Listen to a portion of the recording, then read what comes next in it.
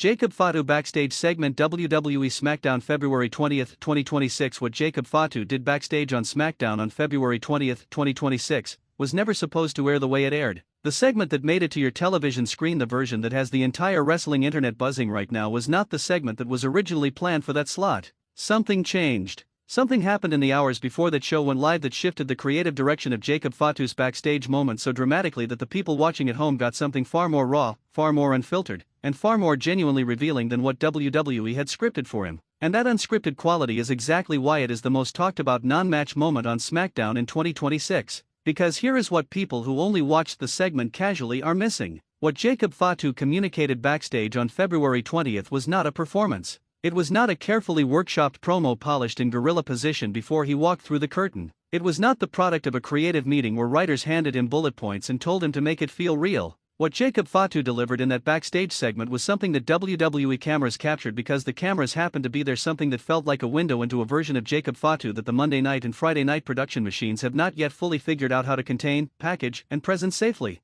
And the audience could feel the difference. You could feel it through your screen. That specific electricity of watching someone who is not entirely performing, who is expressing something genuine through the framework of professional wrestling's language, is unmistakable when it is real. And on February 20, 2026, backstage on SmackDown, it was real. The question is, what exactly was real? What was Jacob Fatu actually communicating? Who was the true target of what he said and what he did in that corridor? And what does it mean for Roman Reigns, for the Bloodline, and for the SmackDown roster's power structure heading into the most critical stretch of the WWE calendar year? Every answer is in this video. Stay right here. Before we break down the February 20th backstage segment in the detail it deserves, we need to talk about Jacob Fatu as a person and as a performer in a way that most coverage of him does not. Because the mistake that a significant portion of the wrestling conversation makes about Jacob Fatu is treating him as a pure physical phenomenon, as though the sum total of what he offers to WWE programming is his extraordinary size, his shocking athleticism for that size, and the specific brand of controlled destruction that he delivers in the ring.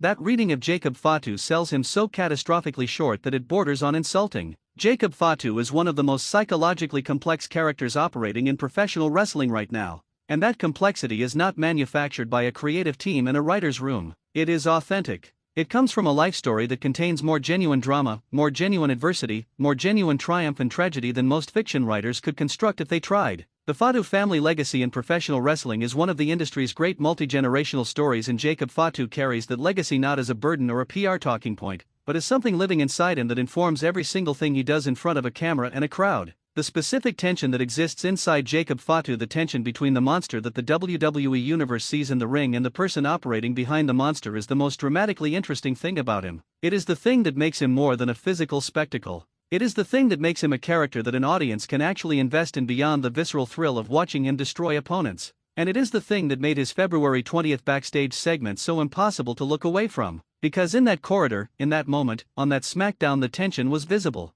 You could see it. Both sides of Jacob Fatu existing simultaneously in the same space. Let's go through the February 20th backstage segment with the granular attention it demands, because every element of it was communicating something and the surface reading only gets you about 20% of the actual content. The setup. Jacob Fatu was found backstage by the camera crew, and the word found is doing real work in that sentence, because the geography of where this segment happened was not a standard, well-lit, production-friendly backstage interview area. This was deeper in the building. A space that felt less like a television set and more like an actual corridor of an arena. The aesthetic choice, whether it was deliberate or whether the camera simply followed Fatu to where he was, changed the entire tone of what followed before a single word was spoken. This was not a sit-down interview. This was not a pre-taped vignette with color correction and music bed. This was immediate and physical and real in the way that backstage segments rarely actually feel.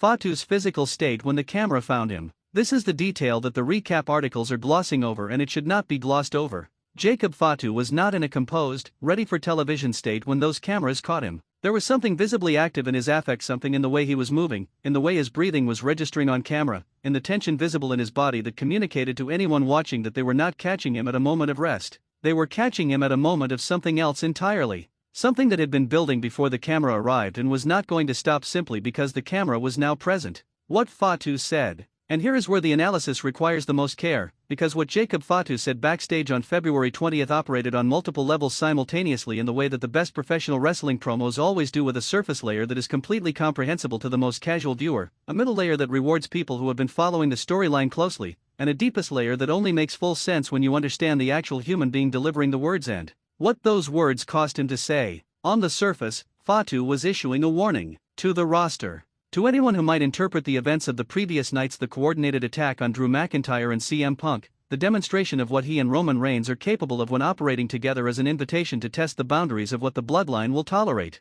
The warning was clear, direct, and delivered with the specific calm that makes Jacob Fatu so terrifying. Not the calm of someone who is unaffected. The calm of someone who is so affected that they have moved past the reactive phase and into the planning phase. In the middle layer, there was something aimed specifically at individuals within the SmackDown locker room who have been positioning themselves quietly against bloodline interests without making their opposition visible on television. Fatu named no names, and the absence of names was itself a piece of information, because naming names would have given those individuals the public acknowledgement of being considered threats. By not naming them, Fatu communicated something more unsettling, that he sees them, that he knows what they are doing, and that their attempts at subtlety have been entirely unsuccessful. In the deepest layer, the layer that is almost never discussed in mainstream wrestling coverage but that this community deserves to have surfaced, there was something personal. Something that was not about Roman Reigns, not about the bloodline's strategic interests, not about any of the chess pieces currently in motion on SmackDown. There was a moment in that backstage segment, lasting perhaps 10 seconds, where Jacob Fatu said something that was not for the audience at home, not for the people watching in that corridor, not for the cameras he absolutely knew were rolling. It was for himself.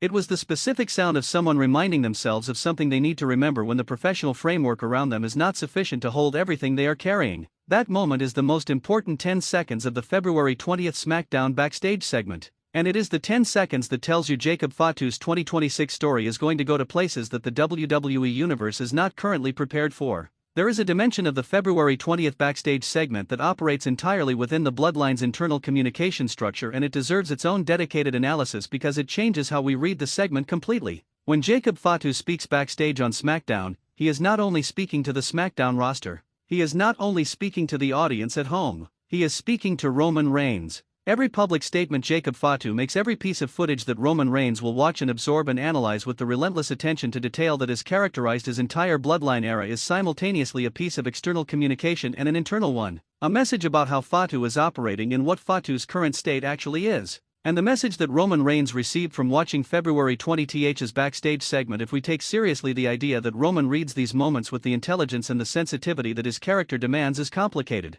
Complicated in ways that the publicly visible bloodline dynamic does not currently reflect, but that the private, behind-the-curtain reality of what exists between these two men is absolutely grappling with. Roman Reigns built the current iteration of the bloodline around Jacob Fatu. The choice was deliberate and it was not made lightly. Roman does not make any choice lightly. He chose Fatu because Fatu is irreplaceable, and the specific role that Roman needed filled the physical embodiment of the bloodline's threat, the force that makes the faction's power feel genuine rather than performative. Without Fatu, the bloodline is strategically formidable. With Fatu, the bloodline is genuinely dangerous. Roman knows the difference and Roman made his choice accordingly. But choosing Jacob Fatu also means accepting Jacob Fatu completely, including the parts of him that operate outside Roman's preferred frameworks of control and predictability. The February 20th backstage segment showed a version of Jacob Fatu that was not entirely within those frameworks. A version that was conducting its own communication, making its own statements, existing in its own space rather than the coordinated space that Roman's bloodline architecture is designed to maintain. Whether Roman views that as a problem or as proof that his choice of Fatu was even more correct than he initially calculated, that is the question that the next several weeks of SmackDown programming will answer without directly answering it. The backstage reaction to Jacob Fatu's February 20th segment among the SmackDown locker room is being described in the wrestling press with a word that is almost right but not quite. The word being used is fear. Fear of Fatu. Fear of what the segment communicated about his current state and his current intentions. Fear is close, but it is not accurate, and the distinction matters. What the SmackDown locker room is experiencing in the aftermath of February 20th's backstage segment is not fear in the simple, straightforward sense of being physically afraid of Jacob Fatu, although there is absolutely a legitimate physical dimension to what everyone in that environment understands about Fatu's capabilities. What they are experiencing is something more nuanced and more professionally destabilizing. It is the specific discomfort of not knowing what version of Jacob Fatu they will encounter on any given week. When a threat is known, when its parameters are understood, when its patterns are established, when you can look at the situation and make a reasonable calculation about what the threat will do under which circumstances it is manageable,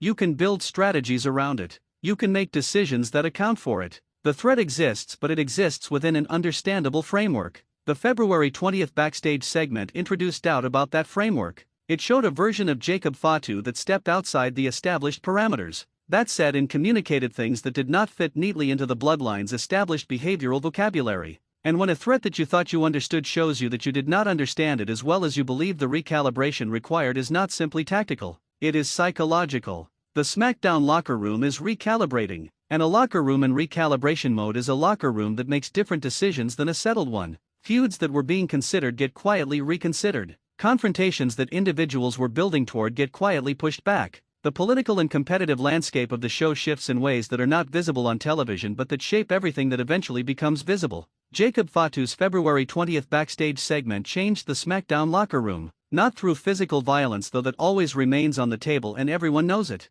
Through something more lasting. The February 20th backstage segment does not exist in isolation from the WrestleMania season that is currently unfolding around it. Everything Jacob Fatu does in this stretch of the calendar is being read against the backdrop of the year's most important event, and the specific things he communicated on February 20th have WrestleMania implications that the wrestling conversation is not yet fully connecting. Jacob Fatu heading into WrestleMania as Roman Reigns' most powerful ally is a role with enormous narrative potential. But the February 20th backstage segment introduced the first real suggestion that Fatu's WrestleMania season story might not be entirely defined by his role within the Bloodline structure. That there might be a Jacob Fatu WrestleMania narrative that is his own, that belongs to him individually, that connects to the personal dimensions of what the February 20th segment revealed, that gives him a moment on the grandest stage that is about Jacob Fatu rather than about the Bloodline's interests. Whether that individual narrative exists in harmony with Roman's plans or in productive tension with them or in actual conflict with them is the most interesting open question in WWE's current creative landscape. The answer to that question will define not just Jacob Fatu's WrestleMania but potentially Roman Reigns as well. And it all started with a backstage segment on a Friday night in February that was never supposed to be what it became. The Jacob Fatu backstage segment on SmackDown February 20th, 2026, is the most layered, most psychologically rich, most genuinely revealing piece of character work WWE has produced in the first quarter of this year. And it is being criminally underanalyzed everywhere except right here. I need every opinion in the comments right now. What did you feel watching that backstage segment that you could not explain in the moment? Do you believe what Fatu delivered was purely scripted, or was there something real bleeding through? And the question this entire community needs to answer is: Jacob Fatu on the road to his own WrestleMania story, or is he entirely within Roman's orbit for the rest of this year? Drop everything you have. Share this video immediately with every wrestling fan in your world, because this backstage segment deserves the full conversation that only Wrestling News CC's community gives it. Subscribe and hit every notification, because when the next chapter of Jacob Fatu's story drops, and based on February 20th, it is coming faster than any of us think, we will have the complete breakdown before anyone else. Jacob Fatu said something backstage on February 20th that SmackDown was not ready for. Neither was anyone watching. And the story it opened has only just begun.